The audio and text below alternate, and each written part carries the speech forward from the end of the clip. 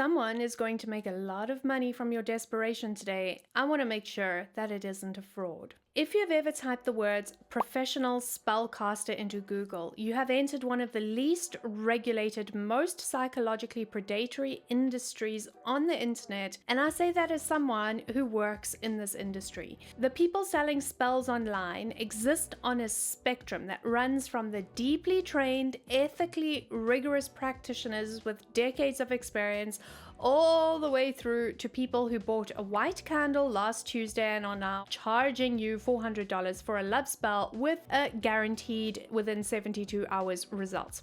The gap there is enormous, and most clients have no idea how to tell the difference. My name is Zela Feraco. I hold a PhD in Medical Microbiology. I am a professional witch and I run the Nightshade Sanctum Mystery School. I have been casting commissioned spells for clients internationally for years, and I have built one of the most rigorous ethical frameworks in this space because I believe that this work deserves it.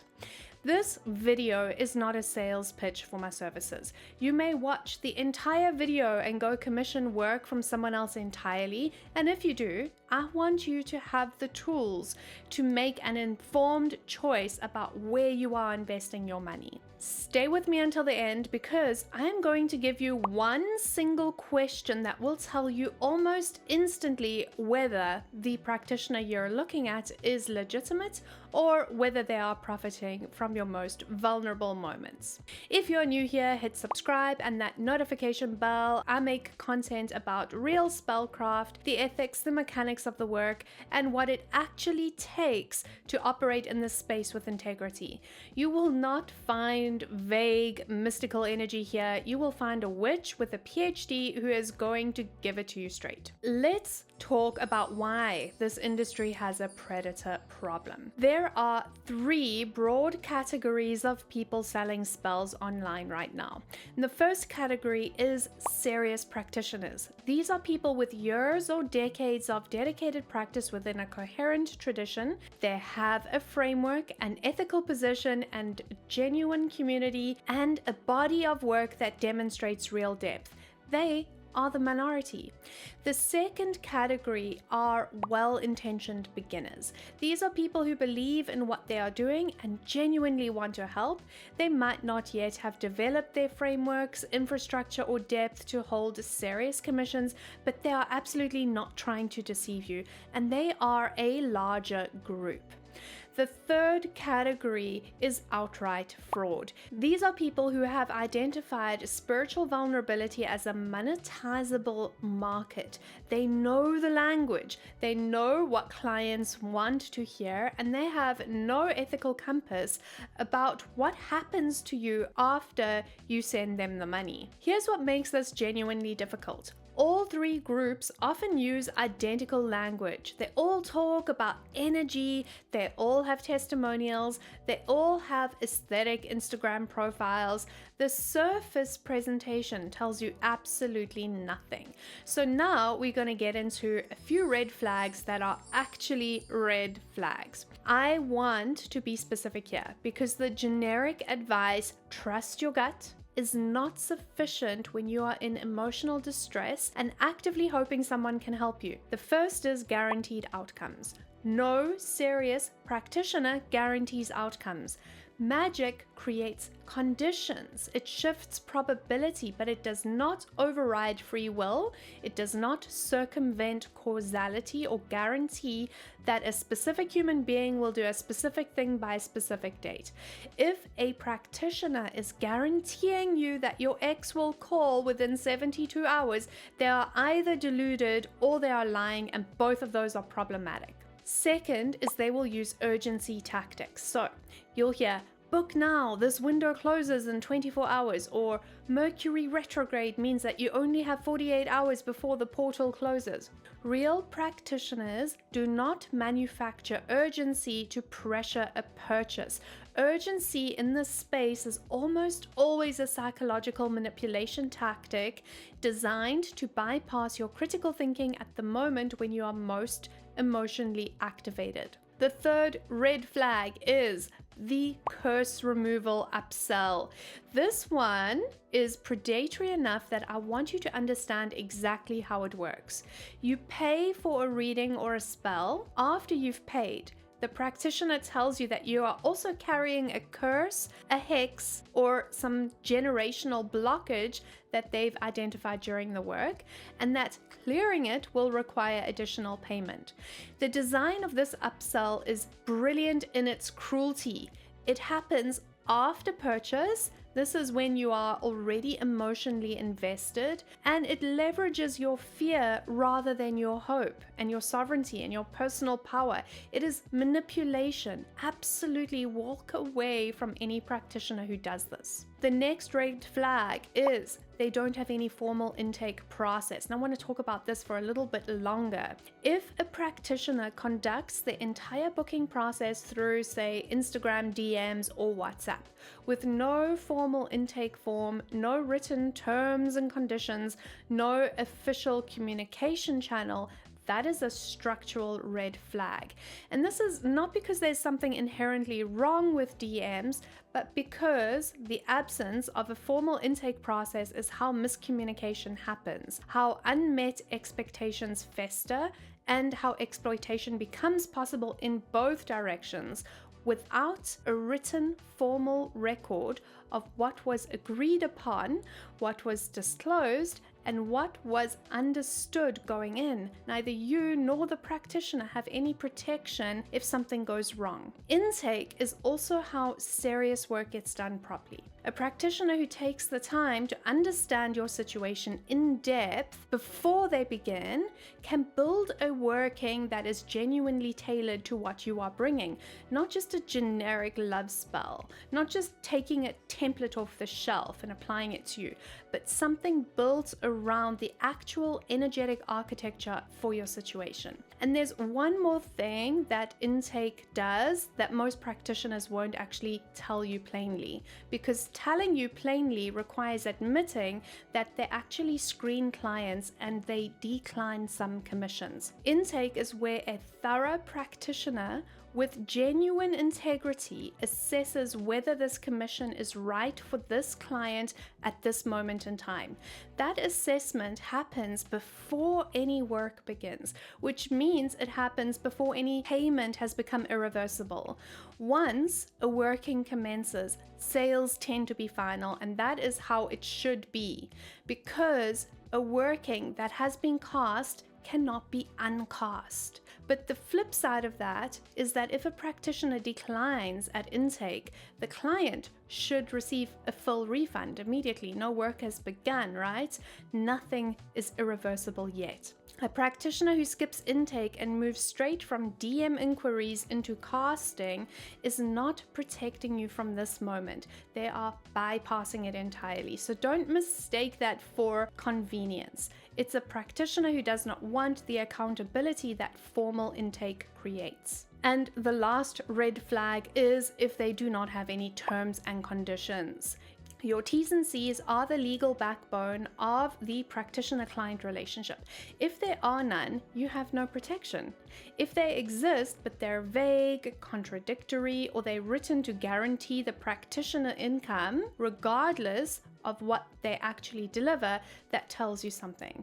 And I'm going to come back to this. So we're going to talk now about what separates a serious practitioner. And before I get into this, I want to say something clearly because I'm aware of how this kind of conversation can land. I'm not about to tell you that newer or beginner practitioners should not be charging for their work. They absolutely should. Charging for your practice from the beginning is how you take it seriously and how clients take you seriously. Experience level alone is not what you need to evaluate here. What you are evaluating is transparency. So that is the gap between what a practitioner presents and what they actually deliver. A practitioner who is 2 years into their craft, who tells you that clearly, and who prices in a way that reflects where they genuinely are, and who does not claim lineage they do not hold or expertise that they do not have yet, that person is operating with integrity, and you should absolutely support their work. The problem is not inexperience. The problem comes in with misrepresentation. And misrepresentation in this space is unfortunately extremely common because the aesthetics of serious practice are very easy to replicate, and the substance underneath is very, very hard to verify. With that said, here is what to look for. The first thing is coherence of tradition and honest self-representation. Serious practitioners can tell you where their practice comes from and what actually it consists of, not in vague terms. So not I work with energy, which tells you nothing, right? But specifically, what tradition or framework do they work within? How long have they been doing this? What their practice looks like in terms of real sustained engagement, not just the content they put out about it. Ask them what changed between when they started and where they are now. A practitioner with genuine depth can answer all of this in detail because real development leaves a visible trail. Someone maintaining a facade, of the aesthetics of practice without the substance underneath it is usually someone who cannot describe in detail or answer these questions very clearly. The second thing to look out for is proprietary frameworks. The most serious practitioners have developed their own systems over time, not borrowed from someone else's methodology and just resold it, but they have original thinking about how and why their spellwork functions. When you are evaluating someone, look for evidence of original thinking. So it could be a methodology, a named modality, an approach to a specific category of work that is distinctly theirs and that they can speak to with genuine depth. I'll use my own practice as concrete examples here, not to make this about me, but just because abstractions are harder to evaluate than something real. The Vindicta collection framework is something that is proprietary, and the Vindicta collection framework is something that is specific to the way I work and practice. It is for ethically complex and baneful workings. Another example is the Verdant Starweave's energy healing modality, which is exclusive to the Order of the Nightshade Sanctum, and the Unreal Heart, which is a vegan analog that I engineered specifically for certain categories of spell work. These are all systems I built because the work demanded them. And my background is a PhD in medical microbiology, so I bring the same methodological rigor to spell work that I would bring to a research protocol. That kind of development takes time and it leaves evidence. You can absolutely ask for it or look for it before you invest in a spellcaster. The third thing is gonna be that formal intake process. You have already heard me explain what rigorous intake does and why its absence is a red flag. The positive version is simply this. A practitioner who has built a serious intake process has thought carefully about their clients, their responsibility, and the conditions under which that work can be done properly. That care is visible before you even book. The fourth thing is going to be post-completion support. Most practitioners cast the work, send the ritual photos, and then they disappear.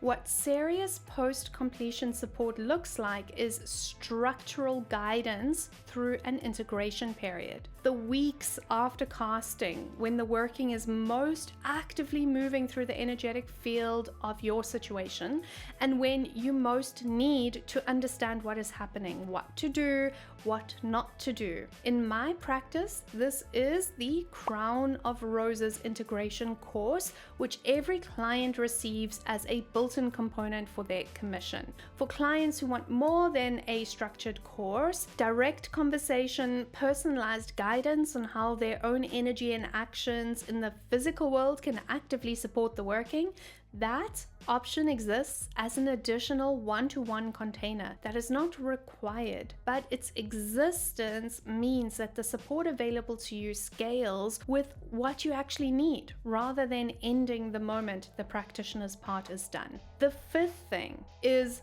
written terms and conditions with genuine internal logic, not just a vague disclaimer on a checkout page. A document that covers what triggers the commencement of the working, what the communication protocols are during or after the working, what you as the client agree to do during the working window, the refund policy, and also all of the reasoning behind it, and what happens after completion. I said I would come back to it, and here it is. If this is useful to you, hit the like button right now. It helps people in exactly this position find the information when they need it. And I want to hear from you in the comments. What has your experience been evaluating practitioners in this space? What red flags have you encountered? What made you decide to trust or to not trust someone? Leave it below. I read everything. Here are a couple questions that you can ask before you book. Before you purchase from any practitioner, get answers to these questions. What framework or tradition do you work within? What does your intake process look like before you begin the working? What do I receive at completion? Is there support available during the integration period after casting? What are your terms and conditions and your refund policy? And how do you communicate with clients, and what response time should I expect? Any serious practitioner will be able to answer these without hesitation. Evasion of these questions is its own answer. Here is the question I promised you, one question that tells you most of what you need to know about whether a practitioner is legitimate. And the question is, do you have standalone written terms and conditions specifically for Spellwork commissions? This is not a general website disclaimer, and it's not some kind of a vague refund policy buried on a checkout page. A standalone Spellwork T's and C's document that covers what triggers the commencement of the working, the communication protocols, what a client agrees to during the working window, and the post-completion conduct expectations, the full refund policy, and the limitation of liability.